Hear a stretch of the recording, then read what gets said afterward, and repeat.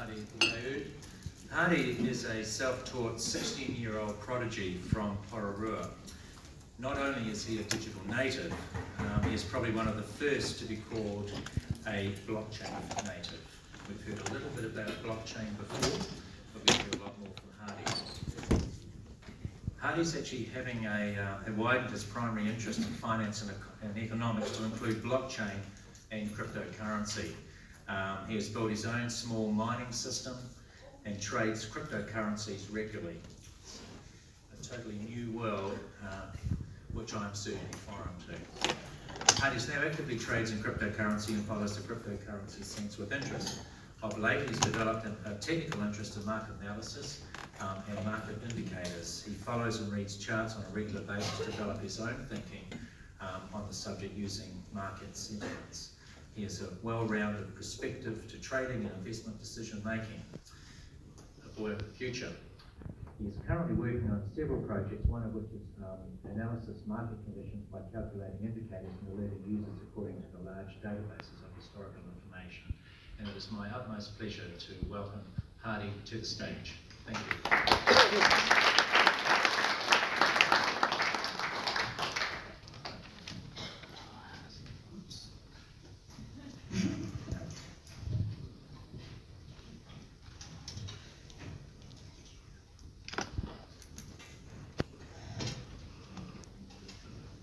Actually, I was having a conversation with my friend earlier yesterday on how I'm supposed to start this presentation. He said to me, just repeat the word disruptive technology 3 times with a long pause between each time you say it at varying volume. So, I guess I will start with disruptive technology with a long pause in between. I will be talking about the current prospects of blockchain in relation to my generation and how potential challenges that need to be overcome, potential solutions to those challenges, and some insights technologically and economically into blockchain. There we go. Okay, so some of my interests. I like to read charts because they allow you to visualize trends. They allow you to understand market functions, cause and effect. I also have an interest in cryptocurrency mining. As you may have heard, I've already built a small mining system in my room. It hasn't been running quite recently because of noise complaints, but that's okay.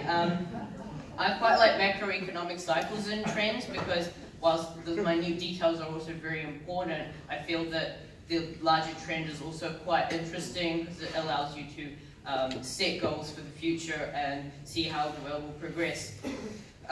Trading cryptocurrencies. So I haven't been trading quite recently because I've been really crammed with study and school and all that, but when I have time, I really do enjoy hopping on the computer and reading a few charts and potentially making some trades, whether they're successful or not.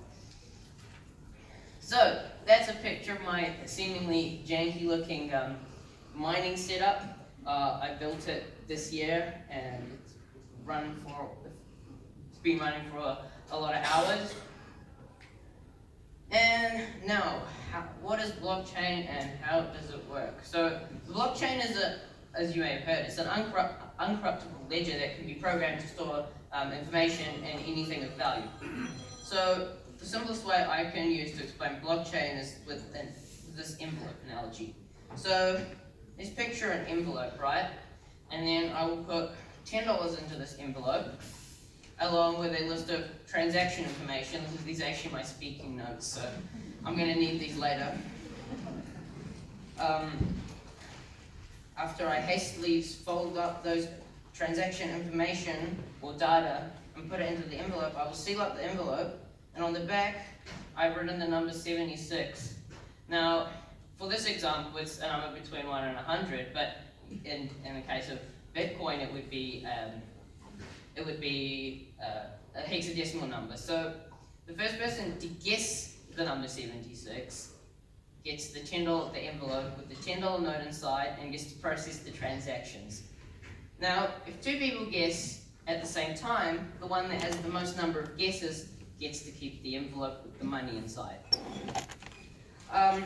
Now, also, I'm sure it should be clear by now that there is a distinction between blockchain, which is the underlying technology behind Bitcoin, and Bitcoin itself, which was the first application of blockchain or distributed ledger technology.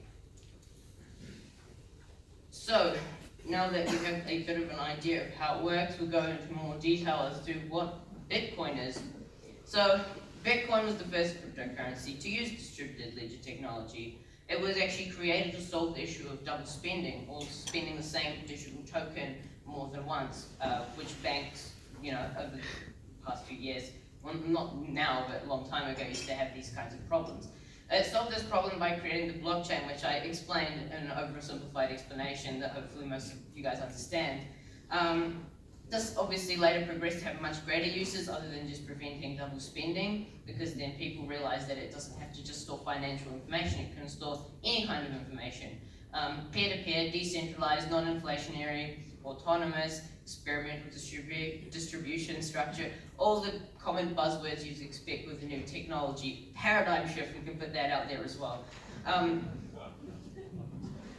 So, I'll be discussing the challenges, as I said earlier, and then going on to a more kind of my own perspective in terms of economic cycles with cryptocurrencies.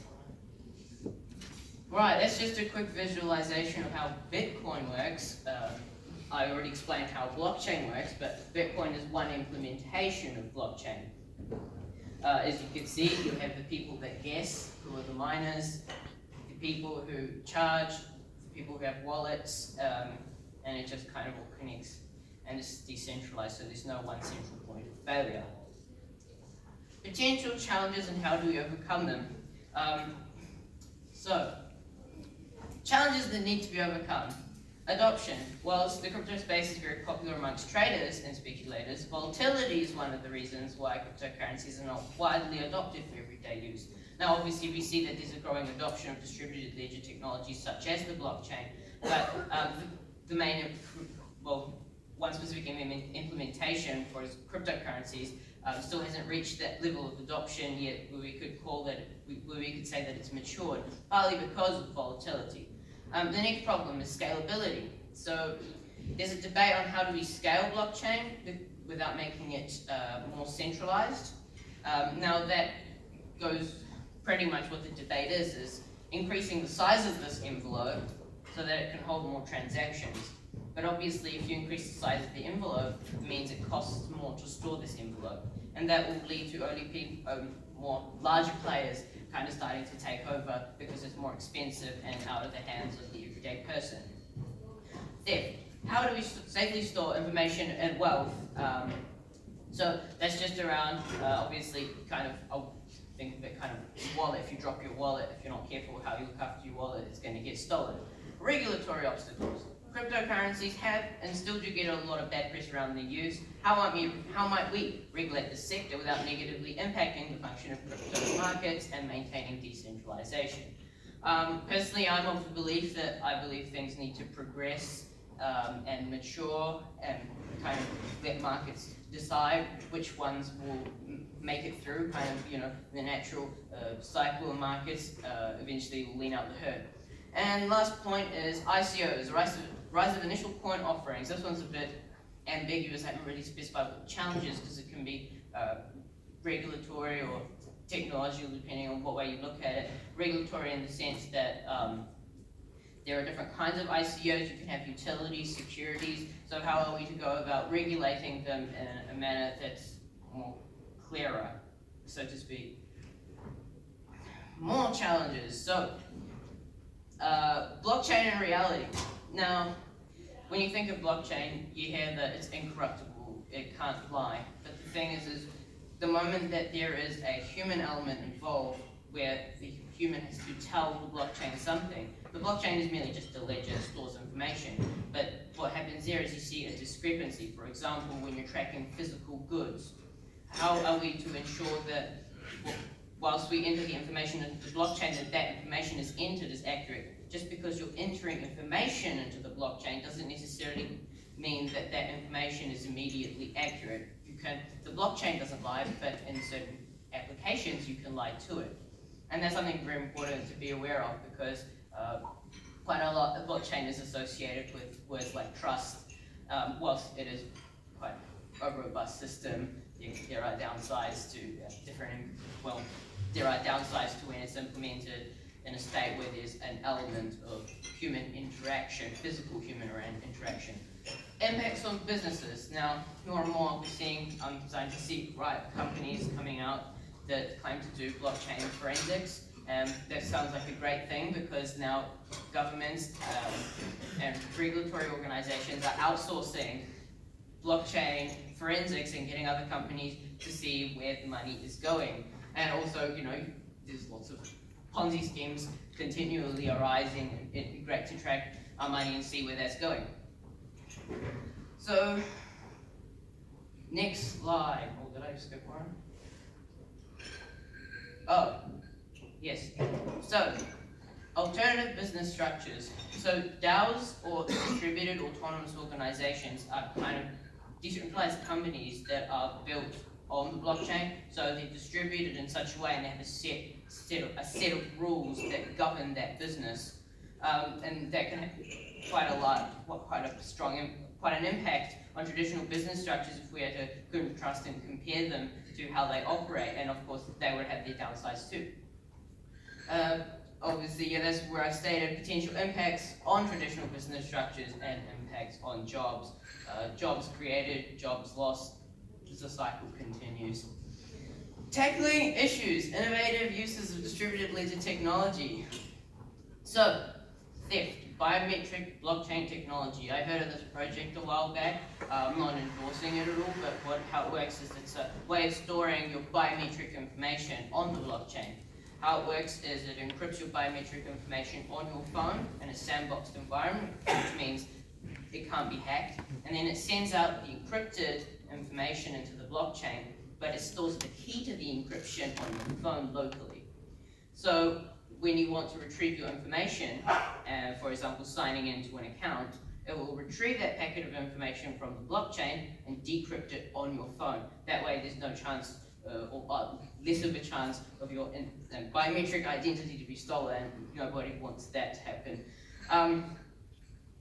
Blockless distributed ledgers. Now, obviously, you guys know by now that there's the banner term of distributed ledger technologies, which includes blockchain and a whole bunch of other, you've got hash graph, quantum tangles, more buzzwords. Now, these don't use blockchain. They use different methods of maintaining consensus and distribution, and some of them aim to solve the scalability issues that I mentioned about earlier. Privacy, two cryptocurrencies that are commonly associated with that, Monero and Zcash. They work by obfuscating payment information in case you don't want someone to know about a transaction, but obviously that poses a problem as well. Secure payment systems. So I get asked a lot about the environmental impact of Bitcoin and all that, but the thing is that I'm not here to defend Bitcoin at all. Yes, Bitcoin does use more electricity than Island, but there are more efficient mining algorithms that have been created. Some, for example, that use hard drives instead of big, powerful computers like ASICs and graphics cards. And those try to solve the issues of electricity wastage that we see so much with Bitcoin and other cryptocurrency. Physically backed crypto assets. So there is a project I heard of, it's called the Digix DAO. It's a decentralized autonomous organization that have this token that's backed by a gram of gold that's audited. Now that can be good for pegging the value of your digital token to something that's physical, but also poses a problem because there are other pegged currencies that seem to be creating more digital tokens than there are in their reserves. Decentralized autonomous organizations and governments. I mentioned that before, but that is also a potential way of solving some of the problems that we've discussed earlier. Distribution and tracking of goods and services. I guess that one's pretty self-explanatory. Well, if it's implemented properly, it's a great thumbs up and can make our world a better place. And lastly, smart contracts and atomic swaps. So smart contracts, we've already kind of know what you probably know what they are now, but they're just contracts that honor the conditions if certain conditions are met. They've been used in different kind of settings. For example, atomic swaps, which is a smart contract that for cross-currency conversions from completely different blockchains, and that can solve people's problems because now there's an easy method of reaching a consensus without a centralized third party. Potential impacts on industries and consumers. So, blockchain technology, the impact on traditional monetary, financial, and banking practices. We're seeing more and more now large organizations are starting to adopt blockchain technologies into their industries. I'm not saying that blockchain is going to replace our monetary system entirely overnight, but we're seeing that people are starting to see the use in it and for a variety of applications. Enhanced ease of use, flexibility, efficiency, speed to the customer where applicable. That's pretty self-explanatory. I guess things are better when they're faster.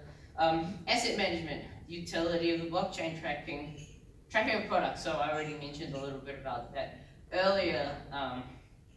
This one's really interesting. So decentralized fog computing and web applications. So you can use for example, instead of having a fog computer or a supercomputer that's under one roof, what they can do now is they can create decentralized clusters to make one super computer across multiple locations, so they're all clustered together. And there are already applications of that exist that are used for scientific and simulation purposes, and also with decentralized web applications, which is very interesting as well. Now, this is the part that I find really interesting. So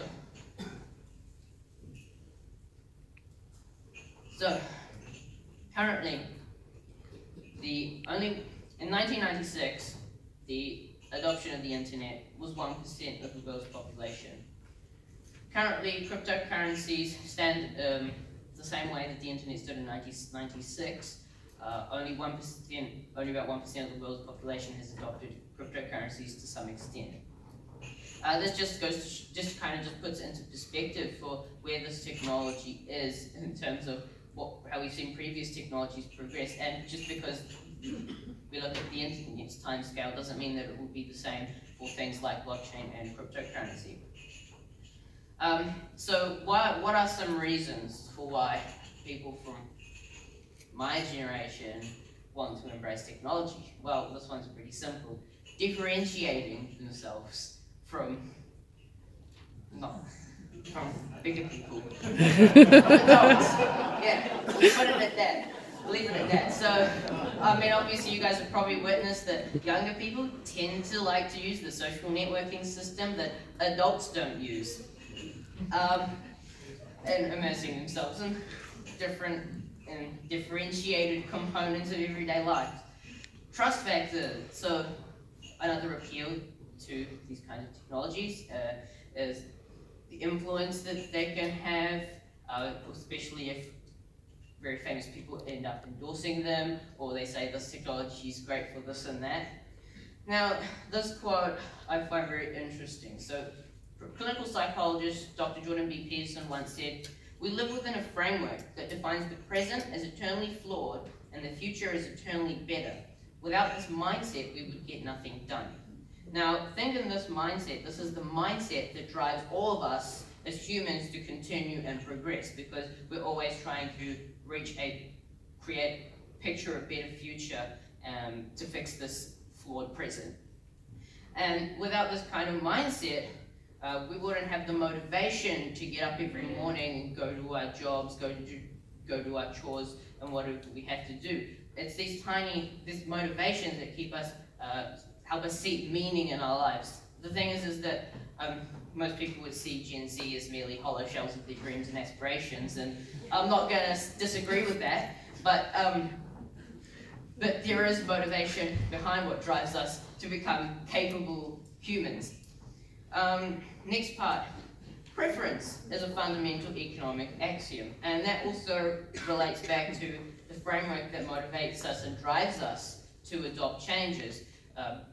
Because preference is a fundamental economic axiom, it means that societal structures will end up influencing preference in terms of how societal structures have evolved to appeal to different generations, such as mine. So, ratchet effect. This is actually it. Ratchet effect is a economic theory that talks about trend perpetuation. So, trend perpetuation in the sense that once a change is adopted, it's hard to reverse. I'll give you an example. For example, if there's a perceived national emergency, the government will increase its scope to fix that situation. It may do this by increasing regulations, increasing funding to fix the problem.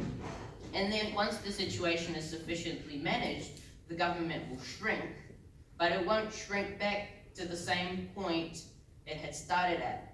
Thereby, it's taking, almost think of it as taking 3 steps forwards, 2 steps backwards. You always end up with a larger government. Now, I'm not saying that this is looking at it from government, but also I'm looking at it from a sense that once a change is made, it's hard to reverse. And this is the same thing with things like blockchain and cryptocurrencies. The moment these young people such as myself begin adopting them, the changes will become more permanent. Actually, when I told my friend that I was going to mention the ratchet effect in my presentation, he said, "Good luck connecting it to Gen Z." Hopefully I did that sufficiently enough.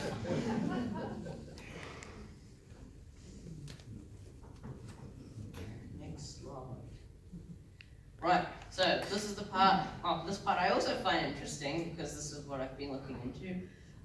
This is trading being one of my hobbies. I find that picture quite amazing because it shows how formalized the stock market is in relation to cryptocurrencies and the fact that the stock market has matured so much. So,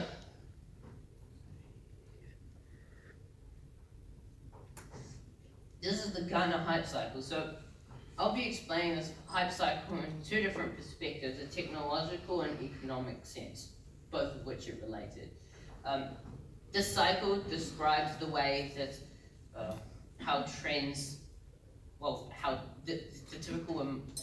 the result of human emotions. So you reach at the start as the first phase, which people get really hyped up and their expectations become overinflated, and then you have a sudden dip where it becomes overextended, and then that's when people realize the true value of something.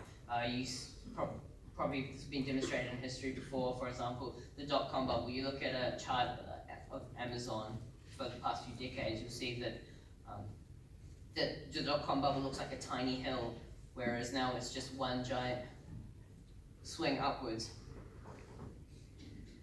Now, what Gartner have done, this is from 2016, so it's 2 years old, but what they've done is they have put different technologies on this hype cycle to kind of put it into perspective. The key for blockchain is near the top, as you might be able to see, and they put the key as 5 to 10 years to reach maturity. So that was 2 years ago, so probably another 3 to 8 years to go. And also this Gartner hype cycle also not only just applies to long-term trends such as this chart demonstrates, but also to long-term trends, shorter-term trends, as I will show you in the next slide. So that is how it applies to trading. What you'll see commonly, what happens is the very seasoned investors will buy at an early stage, obviously, and then they will use a variety of indicators to try sell at the top. Now, when they sell it at the top, they will sell it to the newcomers. Now, those newcomers we like to refer to as normies. Now, what happens is the normies will get scared because, well, first of all, they will buy off the seasoned investors, but they will get scared once they see the prices dipping. And then what will happen is you'll see the, whoops, wrong one. Okay. Oh, here we go. You will see, in that part where you see the bull trap, is when the seasoned investors will buy back what they sold at the top at a cheaper price and then sell it where you reach the return to normal phase, thereby making a profit of the newcomers who don't really understand much about how emotions work. Actually, a lot of trading is pretty much trying to quantify emotions with an absolute mindset. And the problem is that emotions aren't absolute. So traders try to make all kinds of different mathematical indicators which try to give us an insight into how our emotions work, but because maths is absolute and emotions are not, it becomes a skill to really understand how both relate. Now, this just getting a bit more specific, we see different kinds of indicators, which I'll explain in a sec, but my dad was talking to me earlier about that trend that you saw before, selling to the not very seasoned investors and making a profit, buying the dip. He said to me that that's horrible that people lose so much money because they don't understand how something works. And I said to him, well, it's great because people get to make money at the end of the day. Because at the end of the day, that's what what happens. That's what happens in trading. Yeah. So a friend told you to buy something, a stock or cryptocurrencies. Here are some things you should look out for. Indicators. So you'll see, which one's the laser? Oh, this is the laser. There you go. So that there is an inside bar. So an inside bar is when the next candlestick is inside the previous candlestick. That symbolizes, that shows that there is a tightening range or it's reaching a market equilibrium. Once it tightens enough, there will be a breakout, and the breakout will either be upwards or downwards. If you get that kind of inside bar and an upwards trend, it shows a continuation of a trend. Whereas if it happens in a tightening range, right there, it signalizes that there will be a large move, potentially upwards or downwards. Now, how do you know if it's going to break out up or down? Because first of all, you know that there's going to be a move, but second of all, you want to predict which way it's going to go. And you can use a variety of indicators to do that, but you can use something called moving averages, or MACD, or moving average cross divergence. Now, these lines are pretty much averages that are drawn over different time frames. So you might have a 50-day moving average and a 100-day moving average. What you can see in the picture in the top right there is a cross where the 50-day has crossed the 100-day moving average. Now, when the 50 crosses into the 100, when the moving average of the shorter time frame crosses into the moving average of the longer time frame, symbolizes the move upwards. If it's the other way, it symbolizes the move downwards. Don't worry if you can't get your head around it. Simply speaking, if lines cross, things happen. So there you can see a variety of patterns and indicators to help understand where the price is going to go to next. And yeah, I didn't really discuss with my friend how I was supposed to end the presentation either. So I'll just leave you guys with this because I find it relatable. Anyone want the $10?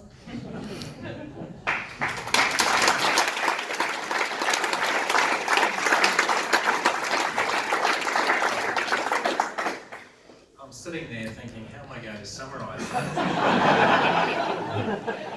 and all that comes to mind was what John Campbell says, when someone presents something that's so complex that you don't understand, and you want to stand here making some sense out of it and looking intelligent, is to say, gosh. And gosh, this is the future, everybody. This is Gen Z.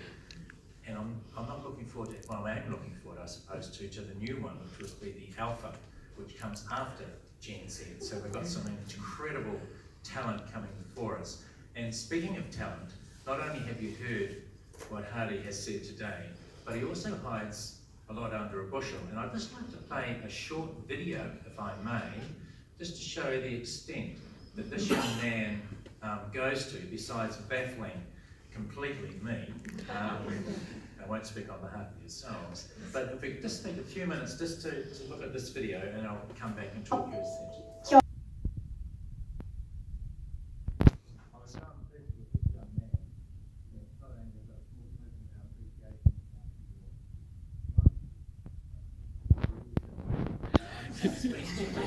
but we also like to make a contribution to your travel fund and that to go to the World Thank you. Scholarship Cup. And we wish you